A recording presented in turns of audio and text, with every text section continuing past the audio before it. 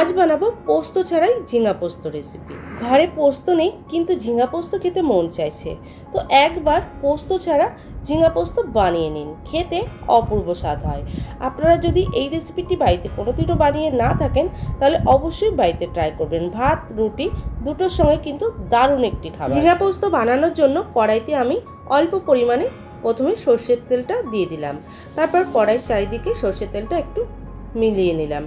এরপর ডুমু ডুমু করে দুটো আলু কেটে রেখেছি সেটা ভালো করে ধুয়ে পরিষ্কার করে নিয়ে কড়াইয়ের মধ্যে দিয়ে দিলাম।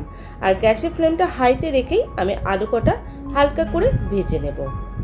তারপর আলু হালকা ভাজা হয়ে গেলে এর মধ্যে আমি দিয়ে দেবো ডুমু ডুমু করে কেটে রাখা ঝিঙে, তারপর আলুর সঙ্গে মিশিয়ে নেব। প্রিয় দর্শক বন্ধুরা, ভিডিওটি স্কিপ না করে পুরোটা দেখারই অনুরোধ রইল। ভালো লাগলে অবশ্যই লাইক শেয়ার ও সাবস্ক্রাইব করে পাশে থাকবেন, আর পাশে থাকা বেল আইকনটা অবশ্যই প্রেস করবেন। যখনই কোনো ভিডিও আমি আপলোড করব নোটিফিকেশন আপনাদের কাছে পৌঁছে যাবে। আর ফেসবুক থেকে দেখে থাকলে পেজটি ফলো করে নেওয়ার অনুরোধ রইল। দিয়ে দিয়েছি পরিমাণ মতো লবণ, লবণটা দিয়েও আবারও একটু নাড়াচাড়া করে ভেজে নেব। আলু আর ঝিঙে ভেজে নেওয়া হয়ে গেছে, এরপর আমি নামিয়ে নেব। ওই কড়াইতেই দিয়ে দিচ্ছি আরও কিছুটা পরিমাণে সর্ষের তেল। এখানে আমি 3 টেবিল চামচ সর্ষের তেল দিয়ে দিলাম।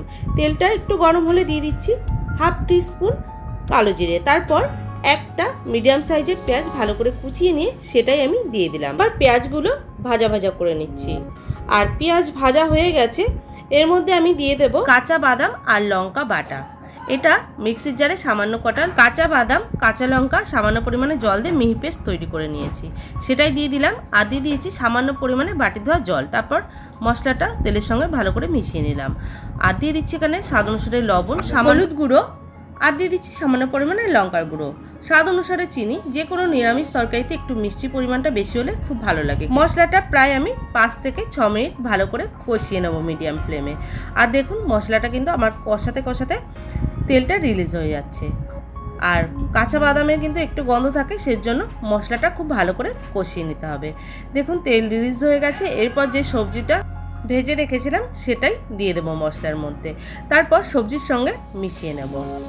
বন্ধুরা, এইভাবে একদিন ঝিঙার এই রেসিপিটি বানিয়ে দেখতে পারেন, সত্যি খেতে অসাধারণ হয়। মশলার সঙ্গে খুব ভালো করে মিশিয়ে নেওয়ার পরে আমি আরেকটু কষিয়ে নেব। 2 মিনিট মতো আবারও কষিয়ে নিয়েছি। এরপর আমি এখানে দিয়ে দিচ্ছি 1 গ্লাস জল। আর এটা আপনারা চাইলে গরম জল দিতে পারেন, কিন্তু আমি ঠান্ডা জল দিয়ে দিয়েছি। তারপর ভালো করে মিশিয়ে নিলাম। এরপর ঢাকা চাপা দিয়ে আমি 5 মিনিট হাই ফ্লেমে রেখে সবজিটা ফুটিয়ে নিচ্ছি। দেখুন 5 মিনিট পর ঢাকাটা তুলে নিলাম, আর আলুটা কিন্তু সুসেদ্ধ হয়ে গেছে। আর এই রেসিপিটি কিন্তু অবশ্যই মাখো মাখোভাবে তৈরি করতে হবে। তো আমার রেসিপিটি পুরোপুরি রেডি হয়ে গেছে। এরপর আমি নামিয়ে নিচ্ছি। বাড়িতে যদি আপনাদের পোস্ত না থাকে তো কয়েকটা চিনেবাদাম থাকলেই কিন্তু অবশ্যই এই রেসিপিটি আপনারা তৈরি করতে পারবেন। একদম ঝিঙা পোস্তর মতো টেস্ট হবে। একদিন বানিয়ে দেখতে পারেন, আশা করব আপনাদের খুবই ভালো লাগবে। আর বাড়িতে ট্রাই করলে কিন্তু অবশ্যই কমেন্ট বক্সে জানাবেন যে খেতে কেমন হয়েছে। আবারও কোনো নতুন ভিডিও নিয়ে আপনাদের সামনে চলে আসব। সবাই ভালো থাকবেন, সুস্থ থাকবেন। ধন্যবাদ।